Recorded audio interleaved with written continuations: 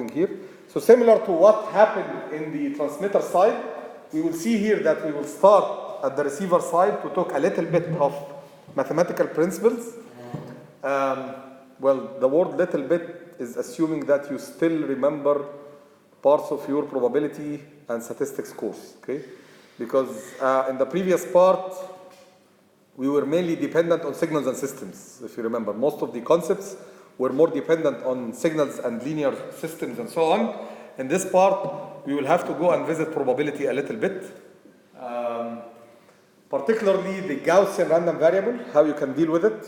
So you remember the normal distribution that you studied in your probability, and you had those standardized normal distributions, you had the tables where you get the values from those. So more or less, we will use something similar. And in addition, unfortunately, from your statistics part, you remember something called hypothesis testing, right? So we'll not really talk about hypothesis testing per se, but we will use the concept of hypothesis testing in the detection principle. And we will see that, hopefully, if the lecture today allows us to cover all the set of slides that I have today. So let's start. The objective of the receiver side is, if you look at the communication system, you are sending some data from a transmitter, but before sending that data, you map it to a particular value, right? And that value is the output of your digital modulation. And then you send that over the channel.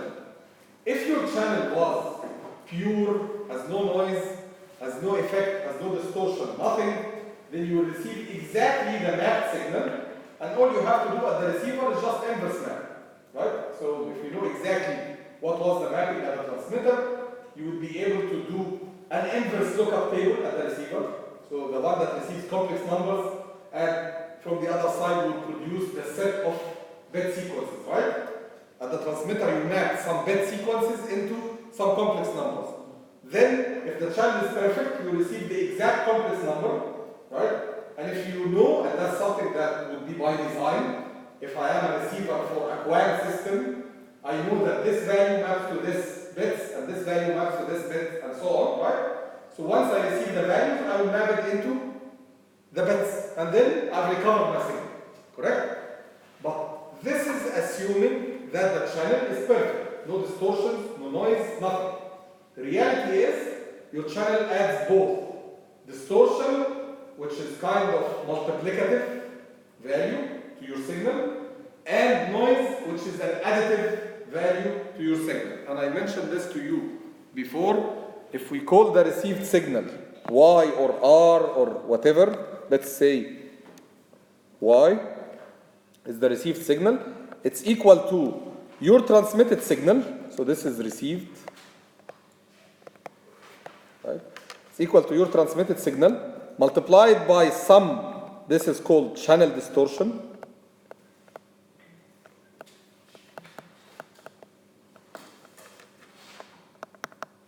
right? And added to it some noise. So this channel distortion is random, right? And the noise here is random.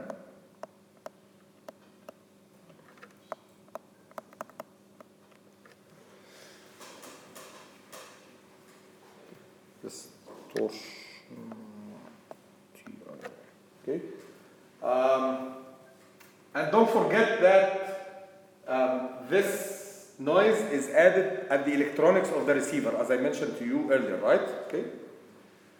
Now, since this is the case, okay, you are required now to receive something which is an observation that you see at the receiver. So basically, this is what you see at the receiver, right?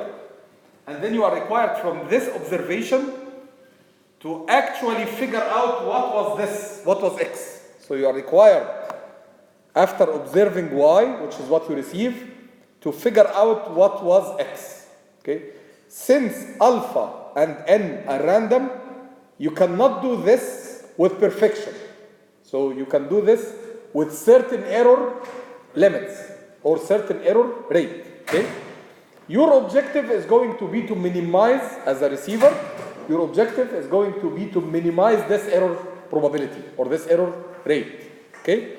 So again, you are observing a noisy version of X. And you do something similar in control systems, right? Those who study control or advanced control, I don't know if you study this in advanced control or not, but those who study advanced control, you look at observations, and then from that you try to figure out the states of the system.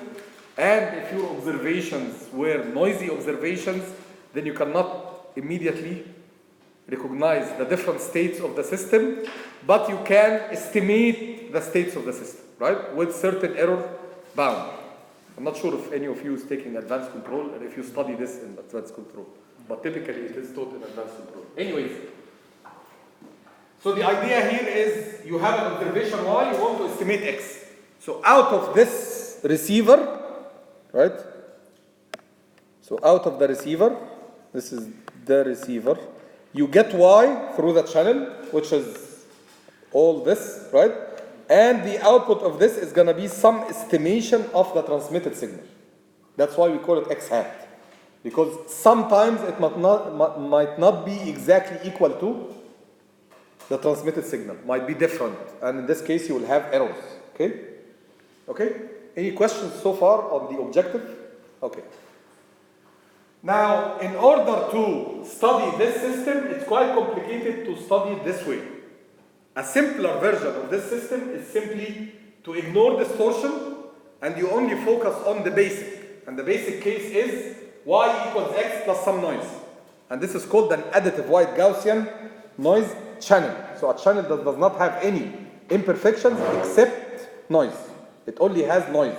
Does not distort your signal randomly. Okay? So the simplified version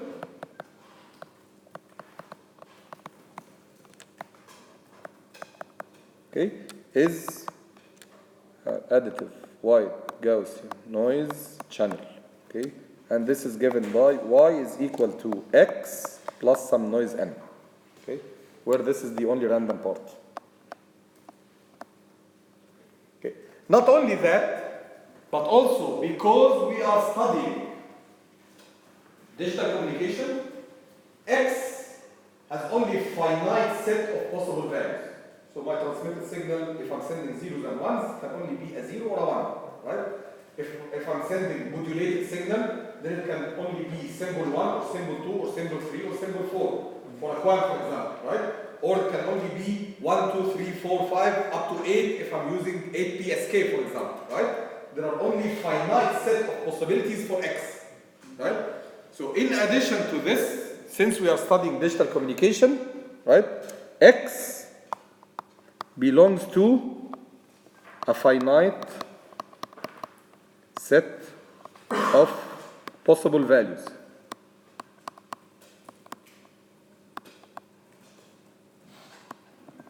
So instead of a continuous estimation of X, right, I end up doing actually, instead of continuous estimation, I end up doing decisions on one of the possible values, right? I receive Y, and then the objective of my receiver is to figure out which one of the Xi's, the possible Xi's, was transmitted. So that the problem moves from being an estimation problem to something called detection problem. Okay? So estimation is when you are trying to estimate something in a continuum. Okay? But if you have only like 3 or 4 possible values for that random variable or for that X, right? Then in this case it becomes a detection. You are trying to detect whether what was transmitted is a 0 or a 1. Or is it a 0, 0, 0, 1, 1, 0, or 1, 1, right? Only certain finite number of possibilities. So it becomes a detection problem. Okay? So the end result is that I end up with number 1, okay, only noise. Number 2, X belongs to finite set. Okay. Then in those 2 cases, it becomes I have Y, Rx. I'm trying to estimate Xi hat, and this is called detection problem. Okay?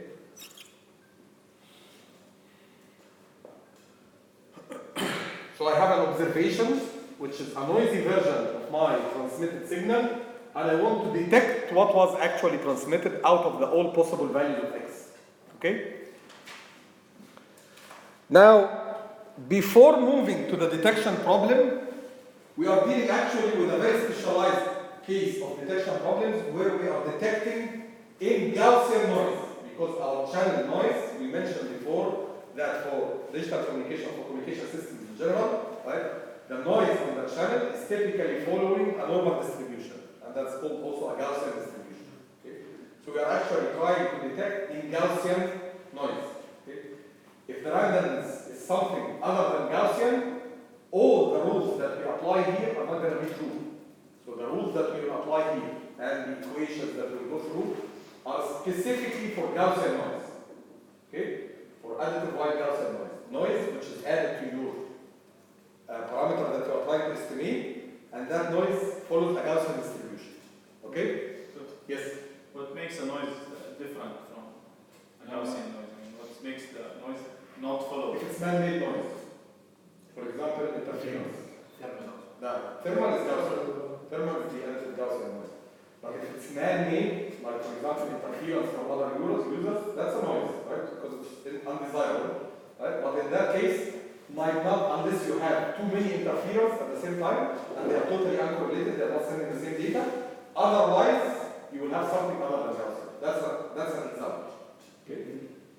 There are also, if you look at noises in optical fiber communication, particularly at high power, they have another special type of noise which is called shot noise, and that shot noise does not follow a Gaussian distribution. It follows a Poisson distribution. Okay? So there are different types of noises, but very specialized. The general case, particularly in wireless, that noise is additive white Gaussian, which is the thermal noise, and all the other sources of noise are almost ignored. Okay? Of course, under interference, that's a different story. Okay? Any other questions? Someone else? Yeah. Each channel has a specific equations and features. I'm not sure what do you mean by. Channel model. But okay, we are talking about we canceled everything about the channel except the noise, right? So we ended up dealing with one model only now. We're only dealing with channel with additive Gaussian noise. There is nothing else in that channel in terms of distortion. Okay. Yes, if you have a different. If you take into consideration the distortion, that's a different story. Okay, we'll discuss it later. Any other questions? So we are focusing only on channel that has your signal plus some noise. That's it. Okay. Now we will have to remind you, and that's the objective of today. We have to remind you of the Gaussian random variable and how to deal with it. So I will skim through that very quickly, and I will stop only at certain stations which are the most used in what we will do, and the rest are for you kind of as a reference, okay? And then we are going to revisit the additive white Gaussian noise. Just look at it more carefully, because we are going to start using it from right now, okay? We have visited it before, looked at it from frequency domain and from time domain perspective. We will do the same, but with a little bit more zooming in. And then after that, we'll start discussing the detection theory and the basics of detection theory that allows us, starting from next time, to actually see how the receiver performs detection, and then based on that, be able to analyze the performance of the receiver, whether it's doing good or bad, and what can you do to enhance the performance. Okay? That's all in additive white Gaussian noise. Okay?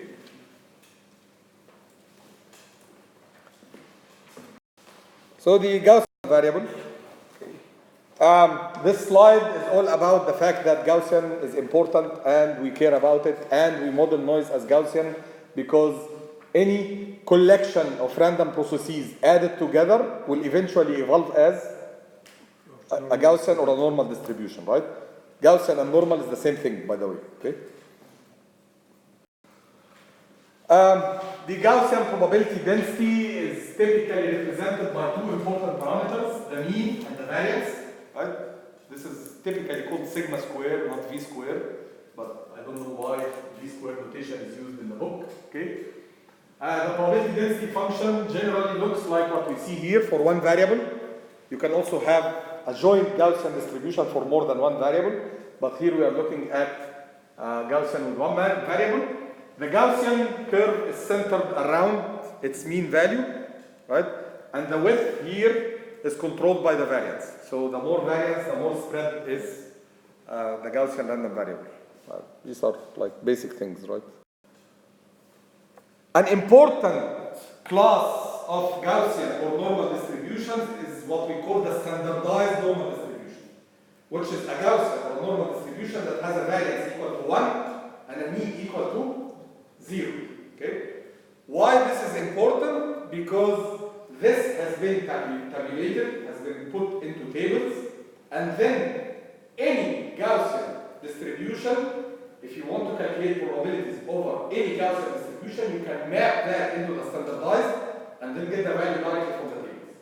That's why it's called standardized. Yes, that's why they call it standardized, because this has been numerically generated in tables, and then any other probability that you need to calculate under a generalized Gaussian, under a Gaussian with any mean and any variance, you can do that by mapping that Gaussian into the standardized, and then getting the value from the table and map it back to the value that corresponds to the new one, right? This shows you how you can do the mapping. So if you have a generalized Gaussian random variable with a general mean value m and a general variance v square or sigma square, if you take that random variable, subtract the mean and divide by the root of the variance, which is the standard deviation, the resulting random variable, let's call it z for example, is going to follow a standardized normal distribution or a standardized Gaussian distribution. Okay? You have done that in your probability course, for sure. Okay. I know that all the sections study this. Okay? And all the final exams have this. Maybe you hate it, but you have done it. Okay? So is this clear to everyone? Yes. Okay. So that's one station that I stop at. This is a very important station. Okay?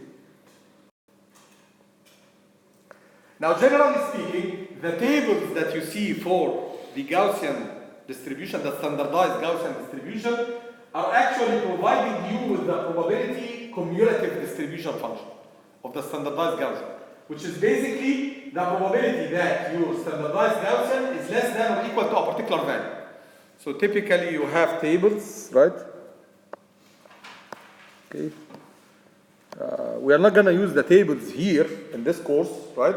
But I just want to refresh your memory. So typically you have those tables of the normal distribution, and they show the values of x, for example here, in steps of 0.1, and then if you want to move in steps of 0.01, right, you move here. So for example, here, for example, 0.2, right, and then here, 0.01, 0.02. So if you are looking for 0.22, then you do this. You come to this point, right, which is 0.2 plus 0.2, right? So this is the value corresponding to 0.22. But what's this 0.22? It's the value of x, which you calculate the probability that you are smaller than, right? So this is the 0.22, and you are calculating the probability of this whole region. The region that your normalized distribution, the standardized distribution, is less than this x. Okay? So for example here, the probability that your standardized distribution is less than 0.22, and so on. Okay? So this is what the tables are showing you. And because this is what the tables are showing you, we are going to represent this by a new function. We call it the phi of x, or the cumulative distribution of x, right? And it's defined as this, right? Integration under the Gaussian curve from minus infinity up to the value x, right? Which is the probability that you are less than or equal to x, correct? There is another complementary calculation, which is the q of x, which is this remaining part. So if you know that this is 5x, this must be 1 minus 5x, right? Because the total area under this curve must be equal to 1. That's the total area under a probability density function, right? So if I know this as phi of x, then the area of the remaining part, which is called q of x, must be equal to 1 minus 5x, right? And this is equal to the probability that your random variable is greater than or equal to x, or greater than x, okay, which is the complement of this one, right? And again, by definition, this is the integral from x all the way to infinity under this curve. Okay? Yes? So Q, 5 minus 1? U equals 1 minus 5. 1 minus Okay? Now also from symmetry, okay, you can see that this is the Q function. If you plot the Q function, it looks like this. If you plot the phi function, it looks like this, right?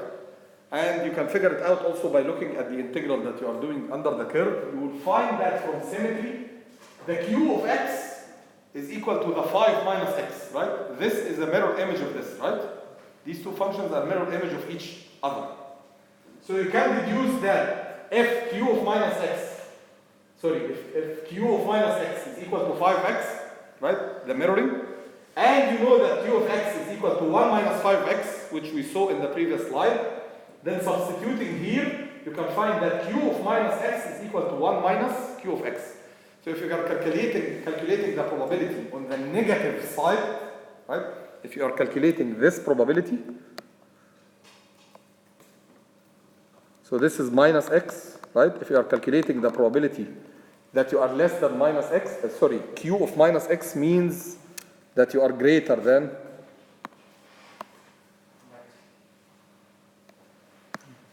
right? Q of minus x means you are calculating this probability, right? Correct? You can calculate this probability by calculating this one. This is x, right? And you calculate Q of x, which is this, and then you subtract it from 1. Got the idea? So if you want to calculate this, starting from a negative value, then you can calculate this one, and then subtract it from 1, it will give you this. And you can see, this part is equivalent to this part, right? So both of them, they add up to 1. What's the use of this? The use of this is that we can eventually have those tables of the Q or the phi, only looking at the positive value of x. And then you can always deduce the negative one by doing the complement as we see here. Okay? That's, again, a property that's not the major focus. My major focus here is understanding what's Q of x and what's phi of x. That's it. Okay? That's the other stop point that you need to remember clearly. Okay? Because the calculation of probabilities of error is going to heavily depend on Q of x. Most of the errors under noise, right, is going to be integrations under the Gaussian curve, and those integrations under the Gaussian curve are represented by Q of x or phi of x, right? So that's what I care about, if you know how to calculate those Q or phi. Now this is an example that shows you how you can have a non-standardized random variable, Gaussian random variable, and you want to calculate for example, the probability that this random variable is greater than 5, and you do this by mapping it into the standardized, and then calculating the probability directly from the standardized one. Okay? So how does this happen? Again, we said in order to, you are looking for figuring out the probability that x is greater than 5, right? If you scale both sides as we did, so subtract the mean, divide by the variance, right? So subtract 3 here, you should subtract it from the other side of the inequality. Divide by the variance, the root of the variance, so divide by 2. You should also divide the other side of the inequality by 2. So you will end up with what? This probability is equivalent to the probability that x plus 3 over 2, which is z, which is a standardized normal distribution, because we have shifted x by the mean, and we have divided it by the standard deviation. So this becomes standardized, right? Is greater than the probability that the standardized distribution is greater than 5 plus 3 over 2. What's the value of this? 4. So you are looking for the probability that a standardized distribution is greater than 4. That's what we call Q of 4, right? Correct? So simply you can calculate this probability, which maps out to be from the standardized as Q of 4. Right? Similarly for the other examples, right?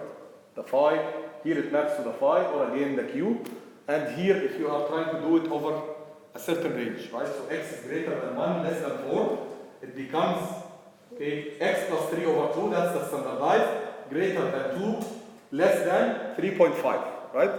And then if you want, again a reminder, if you want to calculate the probability that you are, for example, between, what were the values here?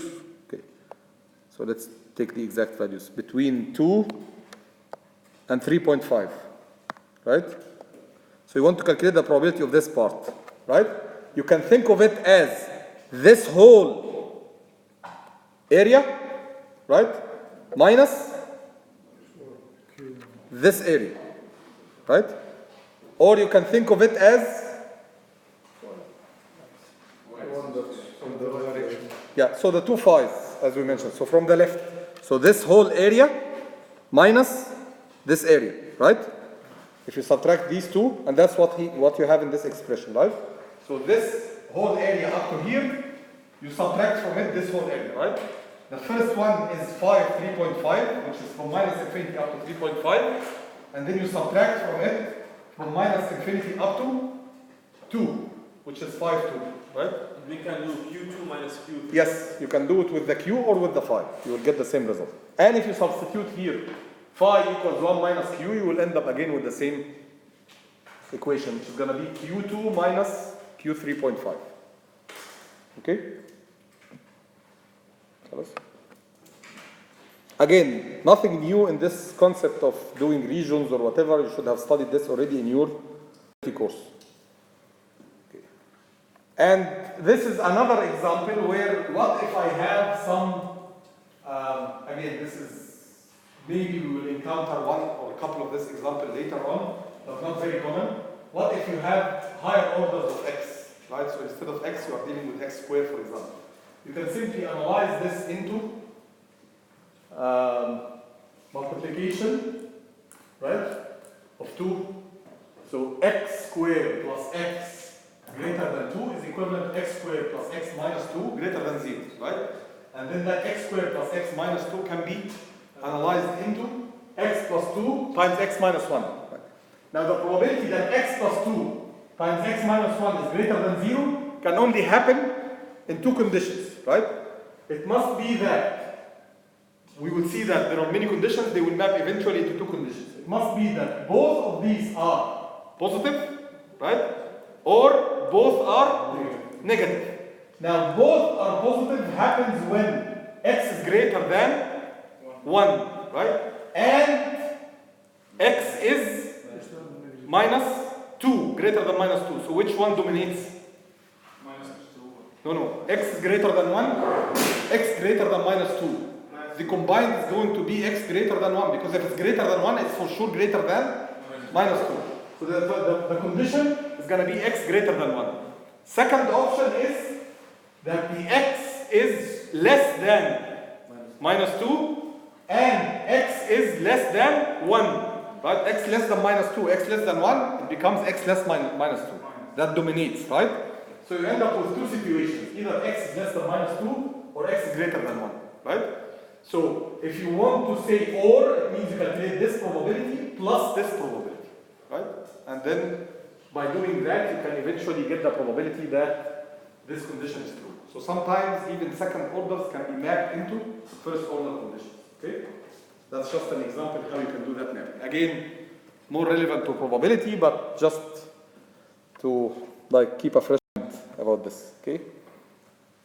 Now the more important part is, as I mentioned to you, typically in this course we are not really going to use the tables, but rather we are going to use the mathematical properties of that Q function such that we can bound the error. So the Q function cannot be calculated on a calculator. You have to get it from a table, or you have to numerically solve for it on a computer. Okay?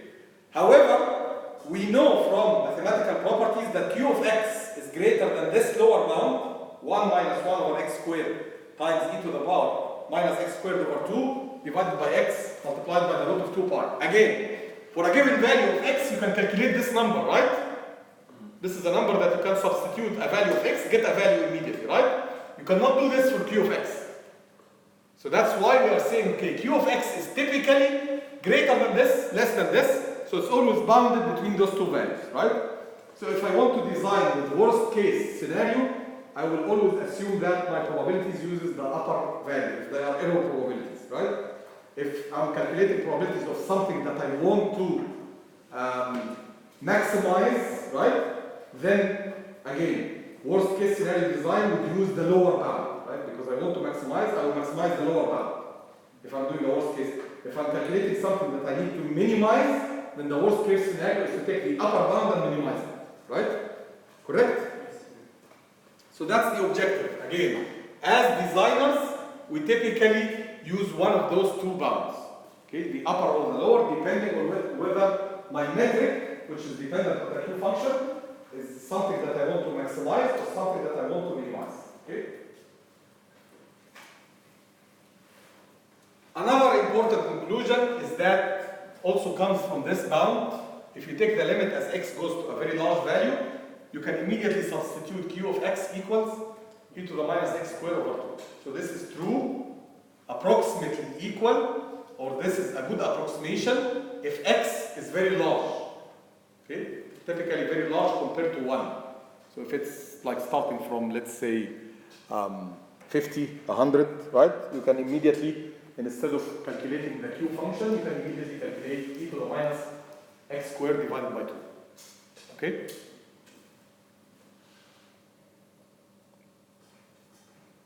And of course, another important property comes again from this property, is that if I have two q's added together, one of them for a very small number, and the other one is for a very large number, right?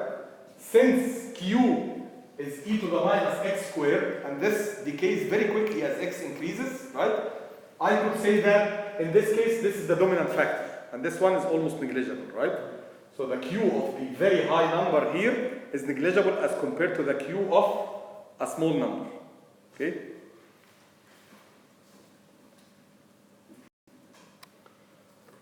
And this shows you the two bounds that we had, the 3.4 bound and the 3.5 bound. The 3.4 bound is the one which has an upper and lower bound, and the other one is the case where x is large. This bound becomes tight enough or almost equal. So this shows you how these bounds are behaving compared to the actual q of x. The actual q of x is the solid line here, right? And then the dotted lines, these two dotted lines, are the upper and lower bound of the first equation, 3.4, right? And this lightly dotted line is the upper bound given in equation 3.5, right? You can see that, right? As we have, so you can see that those two bounds at very low signal to noise ratio, they are almost, not signal, at very low values of x, we did not talk signal to noise ratio here. At small values of x, they are becoming like more divergent away from the actual bound, right? Away from the actual value. So you can only use them as x gets greater, right? While for the this bound, right, you can see that the behavior is approximately at a constant distance, except at very, very low values of x. Okay? Other than that, it becomes almost an equal distance. So you can always use that approximation with a particular margin of error. Okay?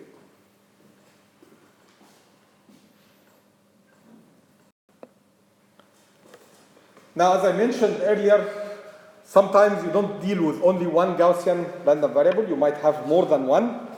This case will happen if you are using, for example, multi-antennas. So each antenna will have its own noise as a receiver, right? The electronics that are connected to that particular antenna will add its own noise. So you'll have different noise variables. Or if you are looking at a sequence of received signals, so not only signal at a particular time, but you are looking, for example, at a vector of like 10 samples of your signal, okay? So each one of them will have its signal value as well as a sample of the noise, which is different, right? Different random variable. Even though all the random variables are going to be similar to each other in terms of behavior, they will have the same probability density function, but they are still random. So one of them can be 1, the other one can be 0, the third one can be -1, the fourth one, even though they follow the same distribution, but at a particular sample they will have different values, right? So you cannot assume that they are all one random variable. In this case, you will have multiple random distributions, each one of them follows a Gaussian, multiple n, multiple noise. Each one of them is a Gaussian random variable, and you can represent them by a joint Gaussian distribution. Okay? So each Each one has a different distribution. Each one has the same distribution, so they are identical, but each one is a different random variable. So at any point, it can have a value differently. But Distribution does not give you a value. they follow the same curve. They follow the same curve, yes. In that case, we call them identical random variables, right? IIDs, identical independent distributions, okay?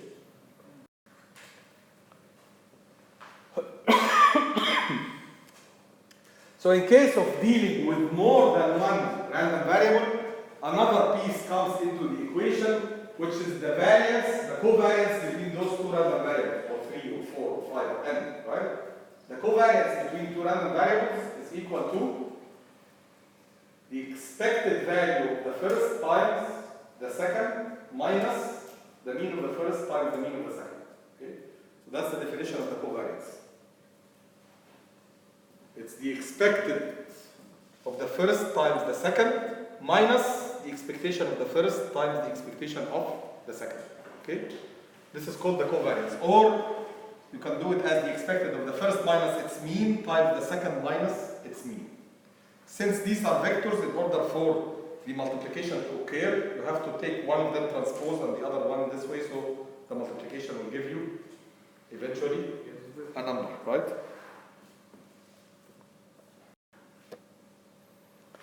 Now, covariance has few nice properties, okay?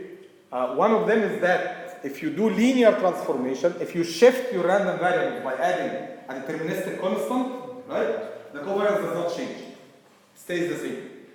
So if you have a Gaussian and a Gaussian and you're trying to get the covariance between them, you will get a value. Then take each one of those Gaussian, change its mean, so shift it, right? Then take the covariance, you will end up with the same result. But they have to be the same shift, or? No, doesn't matter what's the shift. The covariance is not gonna be, because you always subtract the mean before multiplying and taking the expectation, right? So it's irrelevant with the mean. No matter how you shift, you will always subtract it when you are calculating the covariance, right? That's why it's irrelevant to the shift. While it's affected by, but it's linearly affected by any multiplication. So if you change the variance, if you multiply a random variable by a constant, you are changing the variance, right? If you change the variance of your random variable, then your covariance is going to scale depending on exactly the same as you scaled your random variable. So here, A1 scaled x1 and A3 scaled x3. So you end up with a covariance that's scaled by A1 times A3. Okay? This property, combining those properties together, is called bilinear property, which means that it's a function that is multiplicatively constant. So the multiplication goes outside the function, the same thing, while the shifting linearly does not affect that function. Okay? That's just, again, this is a useful tool if at one point you calculated the covariance of two random variables and then you have to calculate the covariance of the same random variable shifted. You don't need to recalculate it, right? This is the use of this. Or if you have calculated it and those two random variables have been scaled by a constant, so multiplied by a constant, then no need to go and recalculate the covariance. Just whatever you calculated multiplied by that constant which scaled the first times the constant that scaled the second, right? So this is just a tool that's useful in calculating the covariance. Another important property which is related to the covariance, again this comes from the probability course, is called the correlation coefficient. Okay? So if I have two random variables x1 and x2 and I want to calculate the correlation, I get the covariance between them and then divide that by the root of the variance of the first, so this is sigma of the first, times the root of the variance of the second, so this is sigma of the second. So basically this becomes, it's written sometimes as sigma xy divided by sigma x times sigma y. Right? Where sigma xy is equal to the expected value of x times y minus the expected value of x times the expected value of y, right? Per definition. Okay?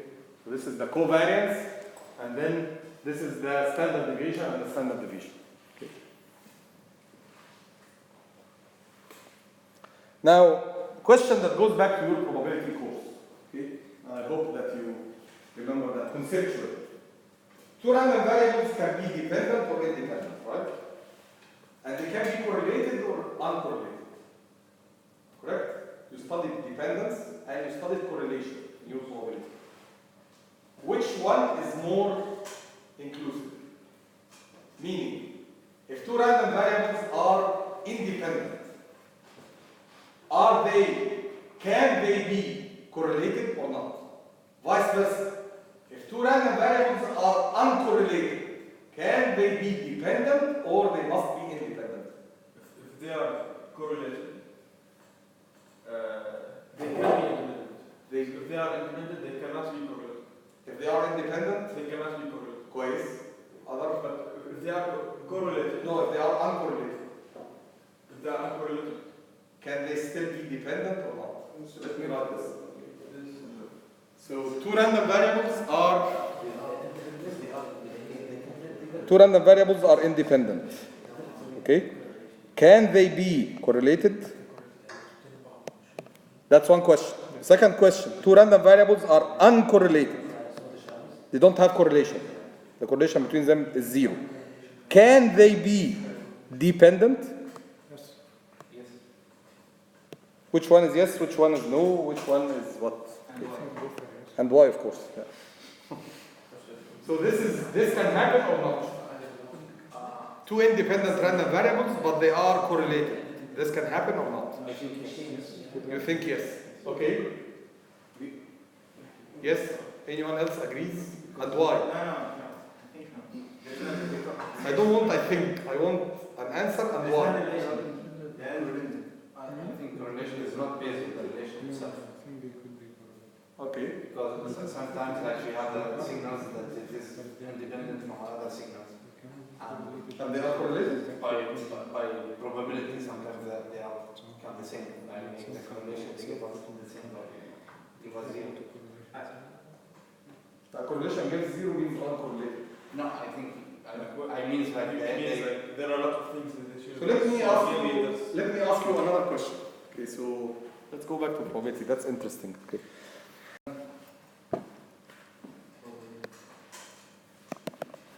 If this is a scatter diagram of two random variables x and y, okay, and your random variable looks like this,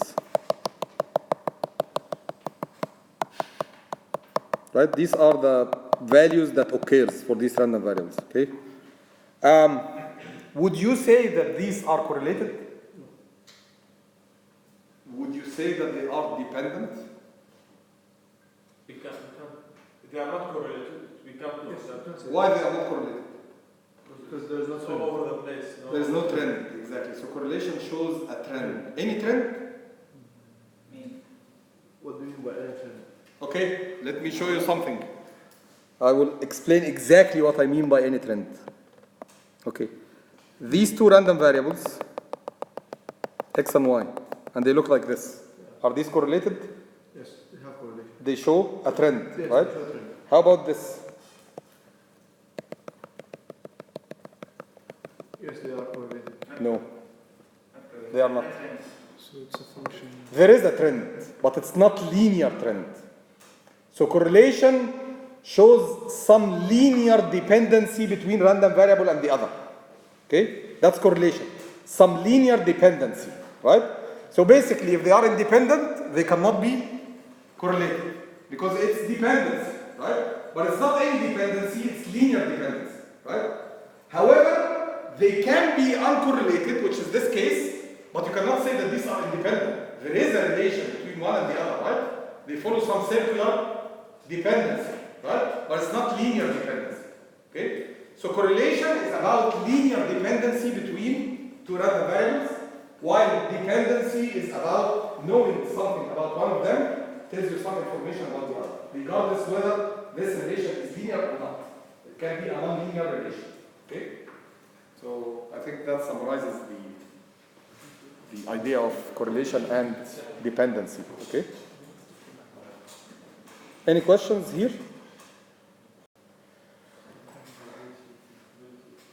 Now, this, I will skip this because we are not going to deal with large vectors of random variables, so I will keep this for you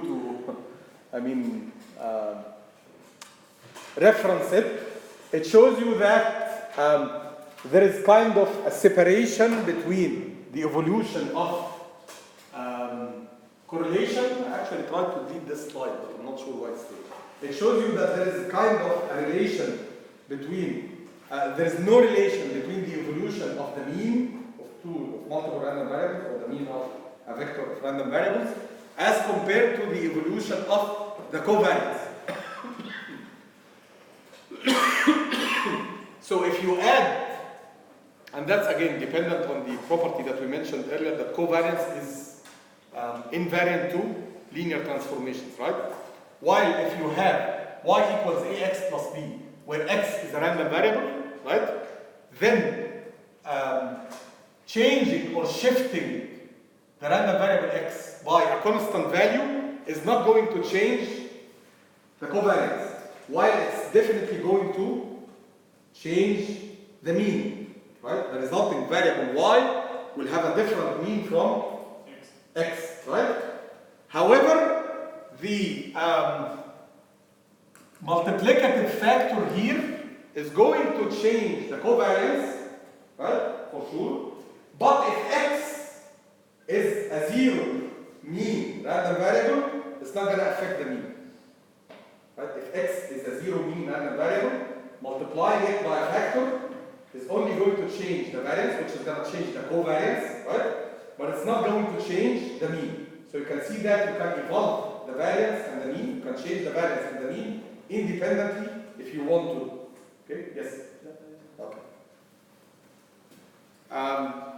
Not very important, but looks complicated, so that's why I tried to remove it. But anyways, it's there for reference. For some reason, it was not removed. And this is the discussion of independence and correlation. So we've already discussed this, and we do examples on random variables. It's something that you should have done in your probability course. Okay. So now, instead of talking about only a Gaussian random variable, noise is a Gaussian random process. So what's the difference? The difference is that it's not only random, it's also a function of time, right? So we already know. And if we want to describe random process, then we need to describe it by, as we learned earlier, we need to describe it by two things, right? What are those two things? Stationarity or diversity? Stationarity and? That's a classification. So we need to classify it as stationary or not. Periodicity is more stringent than stationarity. So basically saying stationarity is enough. Okay? So that's one thing. We need to know stationarity. And the second thing is we need to know how it evolved as a random variable, right? So we need to know its statistical property, which is basically the probability density function. So for noise is typically a stationary random process, right? And it has a probability density function that follows a Gaussian distribution. Based on those two properties, you can figure out that noise is going to be represented in frequency domain, okay, by a constant value in terms of power spectral density. So the power spectral density of that stationary random process is going to be constant, which is equal to n naught over 2, and we will describe later on what's the value of n naught physically, where do you get it from, okay? And that value of the power spectral density, we have mentioned that, if you remember, a few slides or few lectures back, right? So that's the power spectral density of your noise, Sn of f, right, as a function of f, and it has a value n naught over 2, and it's a constant value across all frequencies. That's why we call it white noise, because it spans all frequencies, okay? And if you take the inverse Fourier transform of this, what do you get? The inverse Fourier transform of the power spectral density gives you?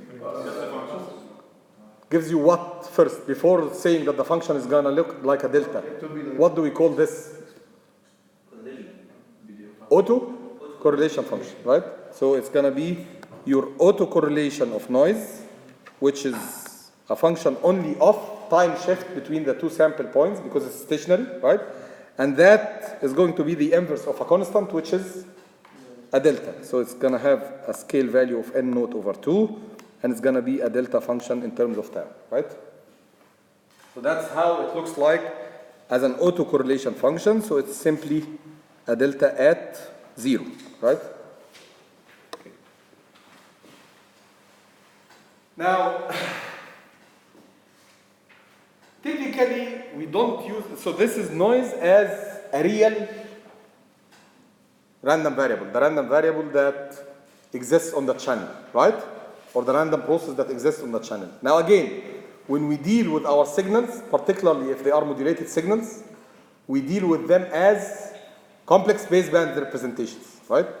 So similarly, noise that's coming into your, I will move to this, because this is much more descriptive than the slides, okay? And the slides are describing the same, okay? The same, figure. So in reality, right, this is noise on the channel, okay? However, this is the noise that's experienced by my receiver, right? This is a real random variable, and that's its frequency domain representation. This is again a real random variable, and that's its frequency domain representation. However, this is a passband signal because it exists around non-zero center frequency, right? Okay. Typically, I also have my signal itself across a carrier, and that carrier is centered at the same frequency, right? Why the noise looks like this, we mentioned before, because at the front end of your receiver, you have a band pass filter, which is used to limit the amount of noise. Otherwise, you will have a total power under the curve that goes to infinity. You have a total power equal to infinity, and noise is going to overwhelm your receiver. So you have to have that band pass filter. Okay? Because of that band pass filter, you end up with this amount of noise only going to your receiver, right? Now we said that we don't like to deal with things when they are multiplied with carriers, so we represent those things that are multiplied with carrier with their baseband complex representation. Similarly, you can do the same for noise. You can imagine that you have this, right? So rect across a certain frequency, and you want to map it back to the baseband. You will end up with a noise which is a complex. Okay? And that noise is going to have a cosine part and a sine part, right? Which are the real and the imaginary of the complex baseband representation. And it's going to be centered around 0.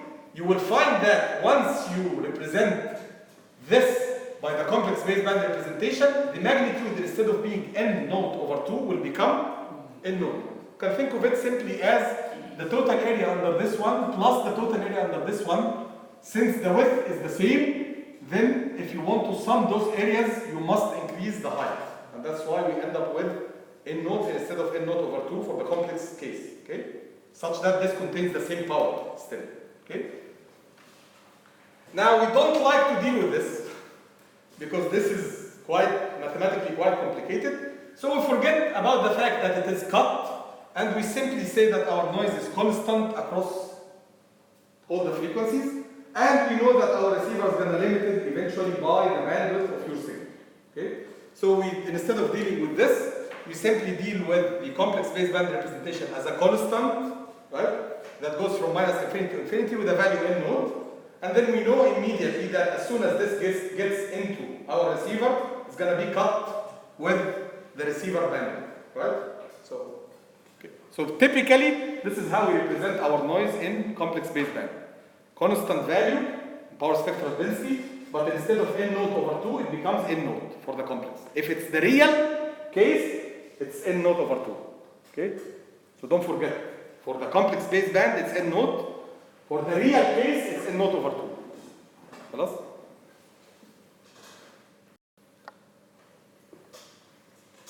Now, how much is n naught?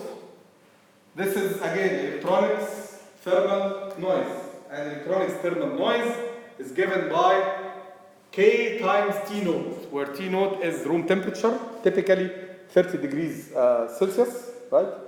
20 degrees Celsius, room temperature, typically 20 degrees Celsius, and K is Boltzmann constant, and that's the value of Boltzmann constant, right? It's a constant value, okay?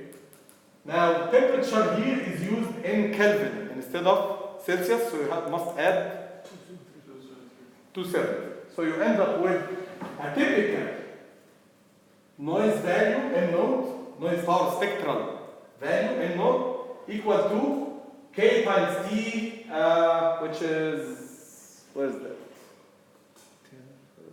I wanted to see, it's like the 1.3 times 10 to the minus 20 times 290, right?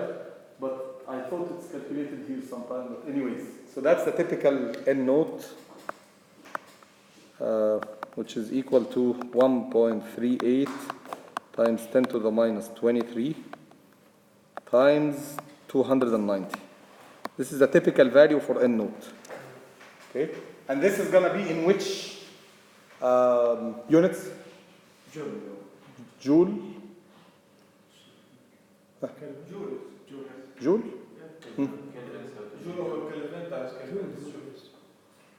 Joule بس?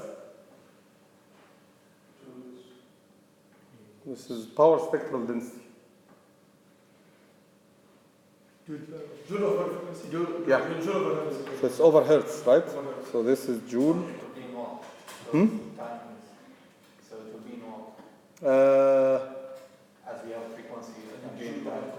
لا هي جول بير هرتز يعني سوري هي جول per second هي هي جول بير second watt. الوات جول بير سكند لكن دي جول بير هرتز صح؟ دي جول second. So N node is لا هي سوري هي watts per second okay. So eventually yes. Mathematically, the hertz from where it comes, like because it's joule per Kelvin times Kelvin. Yeah, but It will be joules. But hertz comes We from have where? like a B. It's like No, that's B is something else. But N naught, it's K times T. لا لا لا هي this هي actually watts per hertz sorry watts per hertz. This N node is equal to joule which is exactly the same as watt Times time. per hertz صح؟ لأن watt per hertz is watt times time صح؟ الhertz is 1 over time right? So if you multiply it by time it becomes joule okay. Right? So this is exactly the same as joules but it is watts per hertz تمام؟ And then if you want to get the total power you must multiply this by the bandwidth which is in hertz so you get total watts right? Now another important thing is that typically when we are dealing with powers and calculations in communication systems, we deal with dB scale.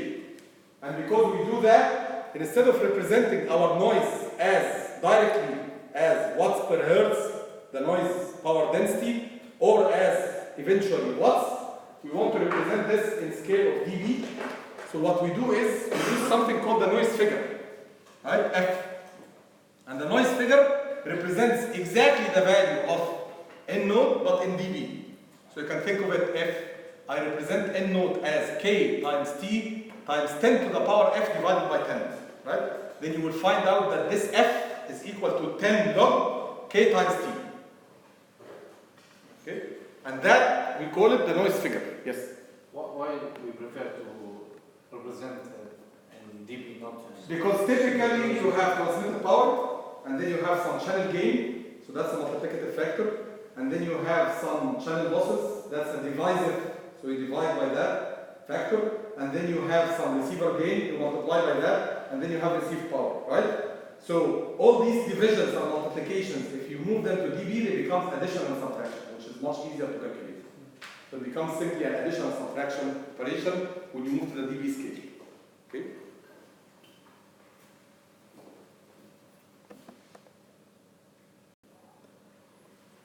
So if you want to calculate the power of noise at the receiver, as I mentioned before, you can either be given the K T node, so you know the K and the T node value, or you will be given the noise figure.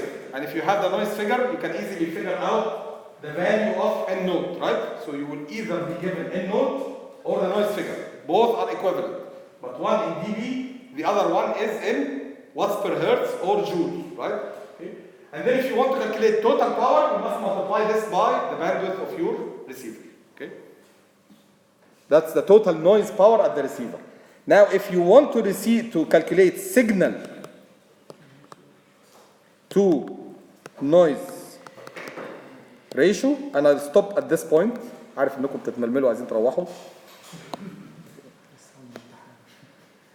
Okay? Then this is equal to signal power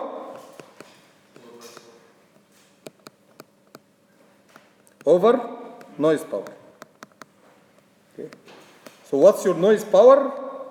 It's this part, right? Okay? And what's your signal power? Your signal power and signal to noise ratio is also called SNR. That's the short for it, okay? So what's your signal power? It depends. What was the transmitted signal? How much power I lost on the way? What's the gain of the receiver? And then eventually I'll have some received signal power, okay? And this is the typical figure. The signal to noise ratio is the typical figure that we use as a parameter which we change to measure the performance of the receiver. So for a particular signal to noise ratio, this is the amount of error that this receiver achieves. For a particular other signal to noise ratio, the receiver achieves a different error rate and so on, right? So that's the parameter that we control, and then we see the performance of our receiver. Yes? Now, if the signal to noise ratio is high, what does that mean? Does it mean that your signal is low quality? No, it's The signal to noise ratio high is good. It's good. Yeah, because the signal power much higher than noise, which is very good, right? It's the other way around. If you have very low signal to noise ratio, it doesn't have to do with the receiver, by the way. Okay? It just, It again, has to do with the signal. it has to do with the challenge Signal and as well as the transmitted power, right? So basically what you want to do is to have a receiver that can have very good performance at very low signal to noise ratio. That's a good receiver, right? But a receiver that performs well when you increase the power a lot is not good because it requires you to spend a lot of power to perform, right? Yes? النويز معتمد على التمبريتشر بس. النويز معتمد على التمبريتشر والتايب اوف الكترونكس اللي انت بتستخدمها. بس typically يعني it's taken as only temperature and Boltzmann constant. However, there are some ratios depending on the silicon germanium مش عارف ايه حاجه غير السيليكون كاربايد غير مش عارف different semiconductors have different properties but they are not shown here. So here we only take temperature and Boltzmann constant. Yes. real life, do they take interference into noise? Typically, if you have interference from more like than 5-6 sources, then you can also consider that as noise power. Because again, you have to assume that it is Gaussian, otherwise you cannot apply to this model, right? All of this is assuming that we have a constant power spectral density and we have Gaussian behavior and so on. تمام? Last thing, قبل ما move on, okay? That this is gonna be the start of next time. But last thing for today is the famous relation that N naught over 2 of your additive white Gaussian noise is equal to the variance of your Gaussian distribution that describes the noise, right? So the noise, as I mentioned, is described by two things. Stationarity, so number one is stationary, and since it is stationary, it has an autocorrelation which is independent of time, and it has a power spectral density. That power spectral density is a constant equal to N naught over 2, and if you are dealing with complex baseband, it becomes N naught only, right? And the value of N naught can be calculated from the electronics and so on, KT, whatever, okay? In addition to this, there is also the probabilistic behavior of noise. It's called Gaussian. So the value of noise follows a Gaussian distribution, right? That Gaussian distribution has a zero mean, always, and it has a variance equal to N naught over 2. Clear? It has a variance sigma squared equal to N naught over 2. Okay? شكرا جزيلا. Next time, we'll start talking about hypothesis testing.